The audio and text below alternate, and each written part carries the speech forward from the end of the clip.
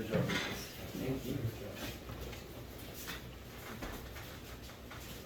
All right. We're going to be in Romans 12 today.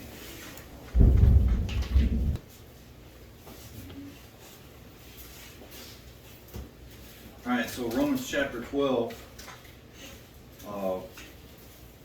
verse 1, I'm hoping I can change your mind on how you think about the verse. I know it's been preached 1,000 different ways, but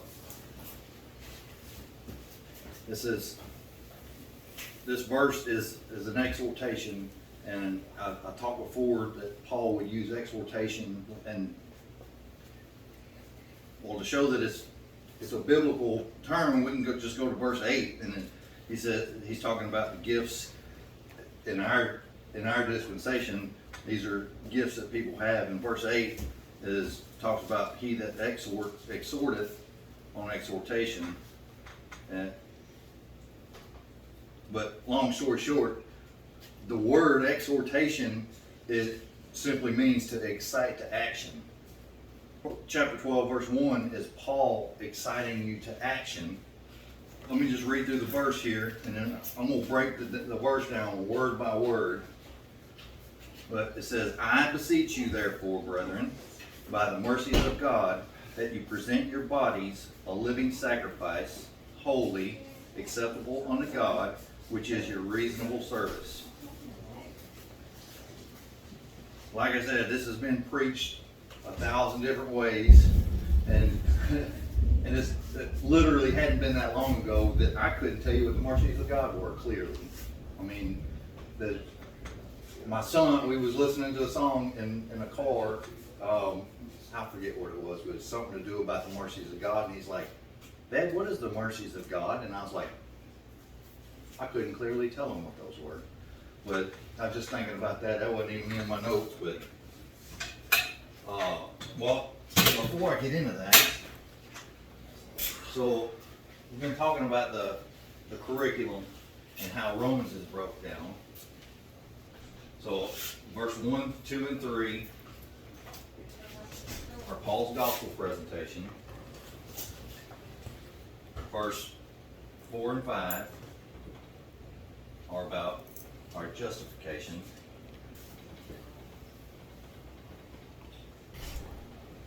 6 and 7, and it goes into 8, but 6 and 7 is about our sanctification.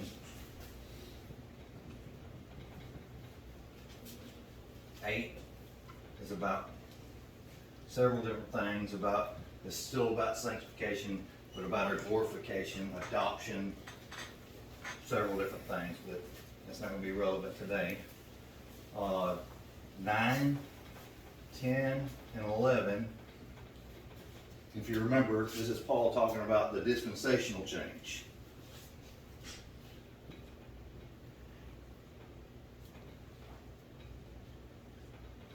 Alright, and then 12, I'm just going to go 12 through 16, is our instruction in righteousness.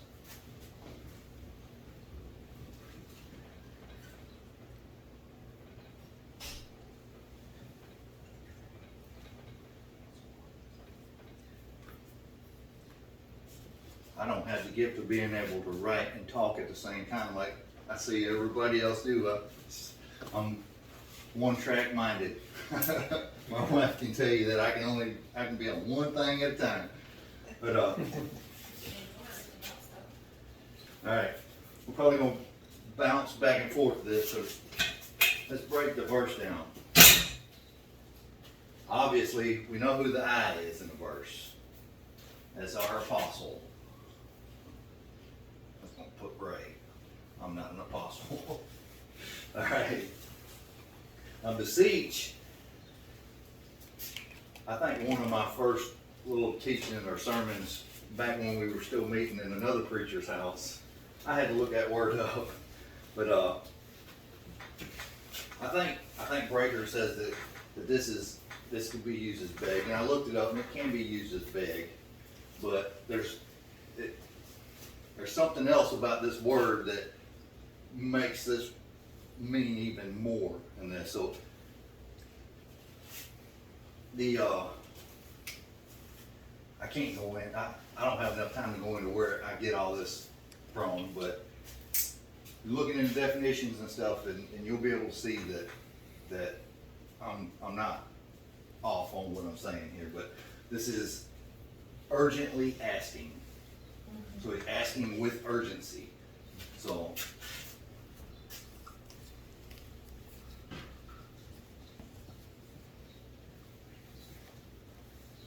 I mean, beg would be a good word in there. It's like, I'm begging you, just okay. But I think this has a little more meaning when it comes to it.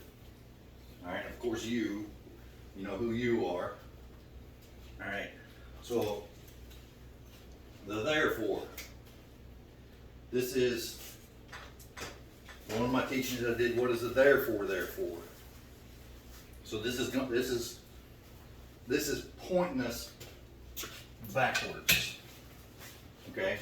I said this was exhortation. That's going to point us backwards. And what was he talking about just before this? The dispensational change. Okay.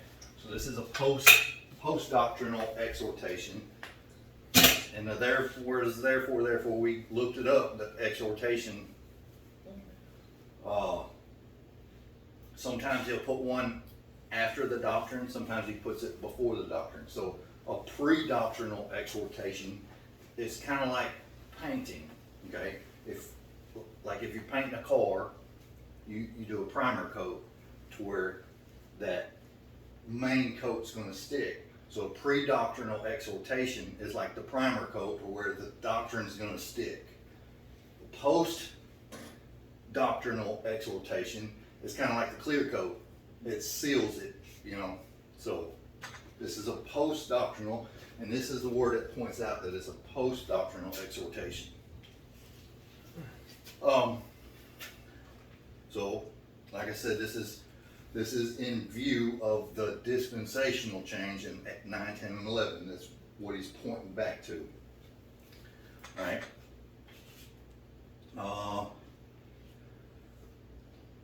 If we go back to chapter 11, verse 25, he's talking about the dispensational change. For I would not, brethren, that ye should be ignorant of this mystery, lest ye should be wise in your own conceits, that blindness is part has happened to Israel until the fullness of the Gentiles be come in.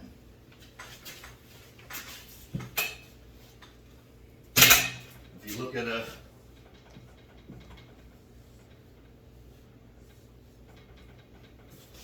okay, this is where the blindness happened.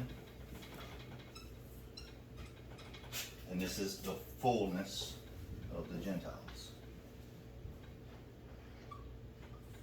Got 2 L's? Yeah. So he's pointing here in verse 25 that this is the mystery that you're not to be ignorant of while he's talking about the dispensational change. All right? In the context of the dispensational change, Romans 11:36, he's kind of concluding, we'll go back to 33, but he's kind of concluding the genius of God in doing this dispensational change.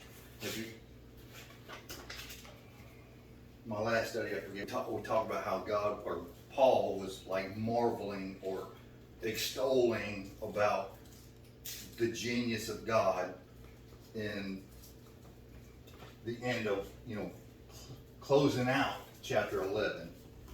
And we just look at that real quick. Verse 33 of chapter 11 says, "Oh, the depth of the riches both of the wisdom and knowledge of God!" Exclamation point. "How unsearchable are his judgments and his ways past finding out!" Exclamation point. So he's extolling at just how deep he went in this area right here. 34. "For who hath known the mind of the Lord? Nobody. Or who hath been his counselor? Who helped him figure this out. Nobody. Go down to 36. For of him and through him and to him are all things, to him be the glory. That first thing about him is of him. So God was the author of this dispensational change. Okay? And through him, okay, that means he's the one that carried it out. And to him.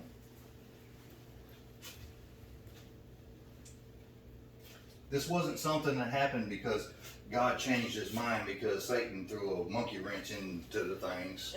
You know, this was something, Paul says it, this is up the plan from the beginning. So this right here, there's a lot of information right there that whenever you start figuring that out, you're going to be just like Paul right there. You're going to be like, wow, the wisdom. You know, it's...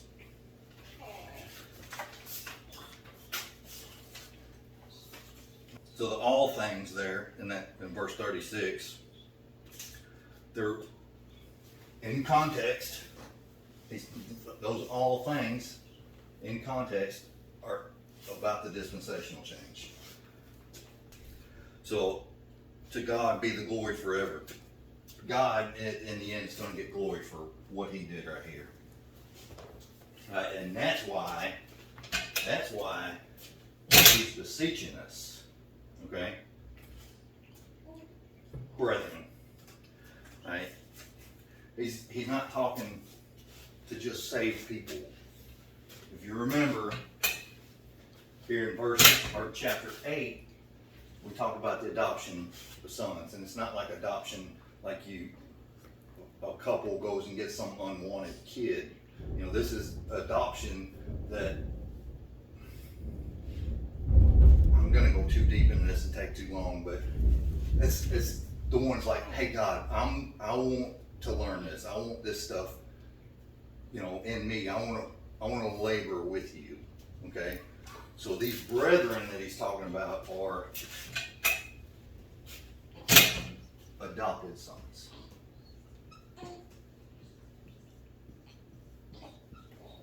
Right. Remember we talked about this point right here. Paul's not talking to unsaved people, okay? And there's nothing you can do to lose your justification and your sanctification. So there's a reason why we have all this stuff from here on through Paul's epistles. Not everybody's going to go through this, and they're not going to lose their justification. All right. So the brethren are sons that have made the cry, Abba, Father. Adopted sons. Okay. The word by, we're going to come back to, because this word, when you look it up, I've never looked up word by. When I looked it up, it changed everything of this for me. But anyway, so the mercies of God. The mercies of God, in order for something to be mercy,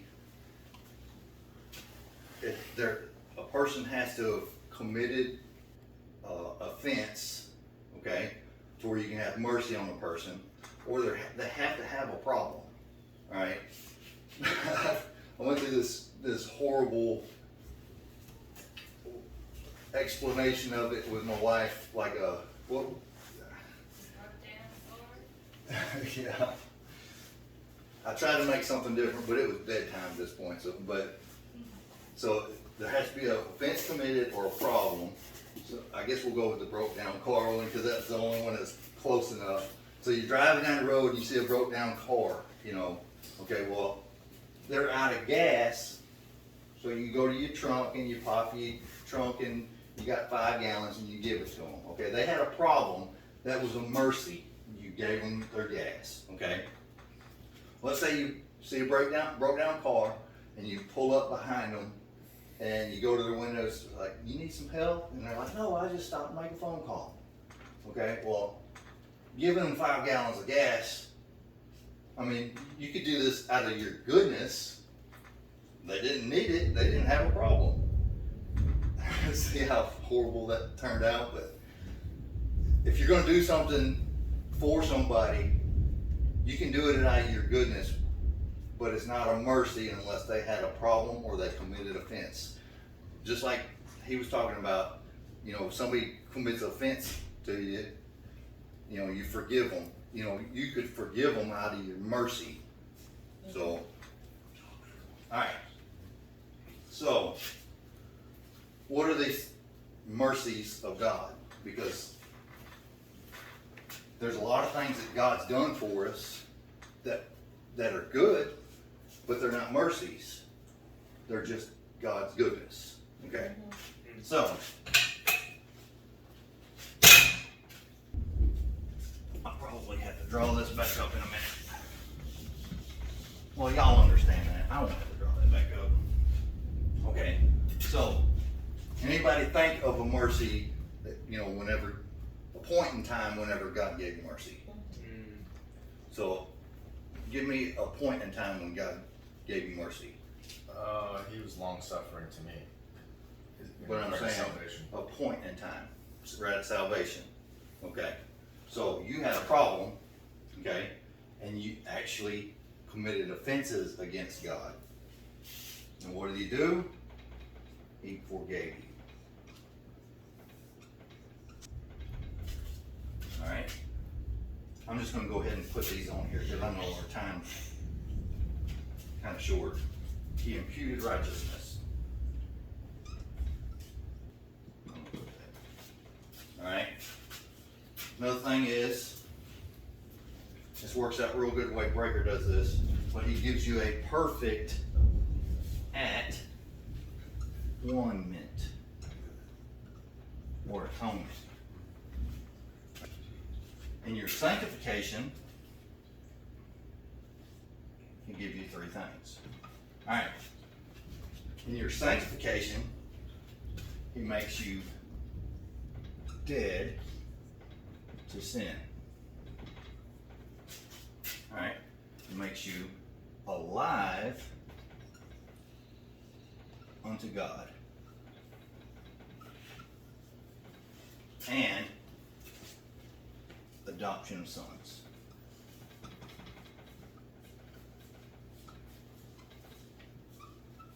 Alright. Now in this, these are the mercies. Okay? These are things that you had a problem or you committed offense and he solved that with his mercy. Alright, anything else outside of this is just God's goodness. Alright?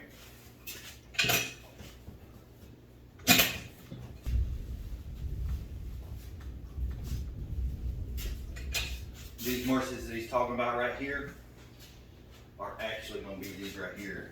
And I'll prove that to you here in a little bit. But this word by, this is what changed this for me, is understanding that by is like through the means of. Okay, like when we come in here today, we drove by car. Okay, it was the means of the car that we got here. Okay, if you get the mercies wrong, you'll make this your motive. Okay, well our motive is the therefore. Okay, the mercies is the means. So by the means of the mercies of God. Okay?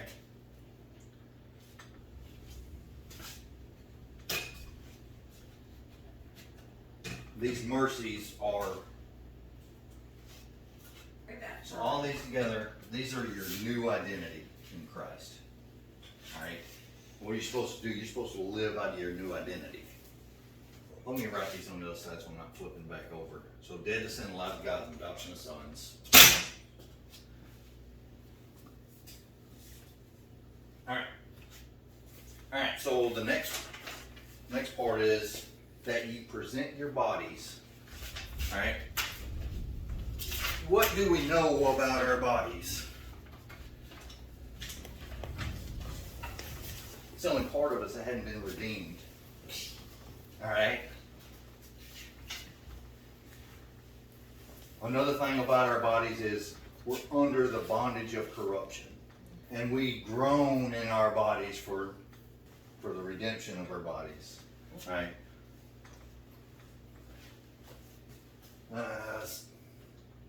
We gotta know what this word is too. Is Paul saying, do these things? Or does this mean you've already been doing it? Think about that. If you're presenting your body, okay, you're presenting it as something that you've already been doing, because I'm gonna flip it over anyway. Okay, this is, where is this at? This is in this area. Okay, so you're made dead to sin, alive unto God, and adoption of sons in 6, 7, and 8. Okay, so you've already been doing these things.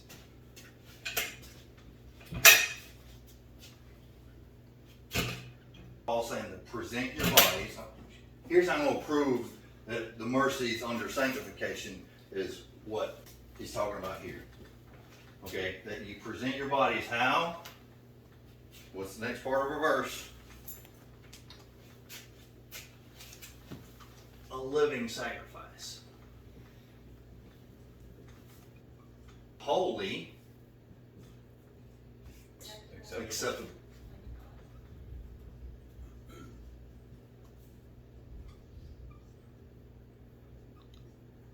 Okay, so to present your bodies the way that you've already been. So what's a living sacrifice? You reckon yourself dead every day. Holy is alive unto God. I'll quote Romans chapter 6. Fruit unto holiness. Okay? Acceptable to God. When you make that cry, Abba, Father, you're like, I want to learn. God's like, that's acceptable. All right? And the end of it, it's your reasonable service. He's talking about that presentation is your reasonable service. It's not. Has nothing to do with works. This is Christ in you, your new man, the Spirit, fruit. That fruit unto holiness is fruit from the Spirit. You understand that? Mm-hmm. I hope I got enough of that in there for it not be confusing. Any questions or anything? Anybody want to add, take away?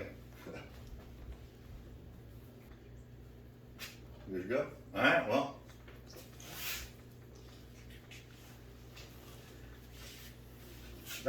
This is something that probably really should take 4 to 5 hours in this one verse. Maybe I'll add a little bit to this. Okay, like I said, that was a pre-doctrinal or a post-doctrinal exhortation. Verse 2 is a pre-doctrinal exhortation. All right. This is like a checkpoint in the curriculum, because what does he do? He changes from stuff that's already happened, because justification, he's only telling you that you got justification. You're not getting justification because you're reading it. This is something that happened right here. Once you got saved, you got justification and sanctification. He's just telling you that you got it, and he's proving it with, I think, justification. He's got 5 or 6 proofs. He uses Abraham, and he uses Abraham a lot, but he's like, it's his faith that was counted for righteousness, and that's why he was justified. But anyway, so he's telling you got these things. He's telling you about the dispensational change. But what is he changes to instruction at this point. All right, so this is your instruction in righteousness. And 12:1, make sure you have all this down before he goes to 12:2, because this is going to go this way with me. All right? So whenever you present your body a living sacrifice, holy and acceptable unto God, God's like, okay, you can start your education right there. Got it? Cause this is your justification, sanctification. He does like an orientation in chapter 8, and then the rest of 8 to 11 is kind of your establishment. So this is establishment doctrine. And then he goes into instruction in righteousness, which is your education. All right.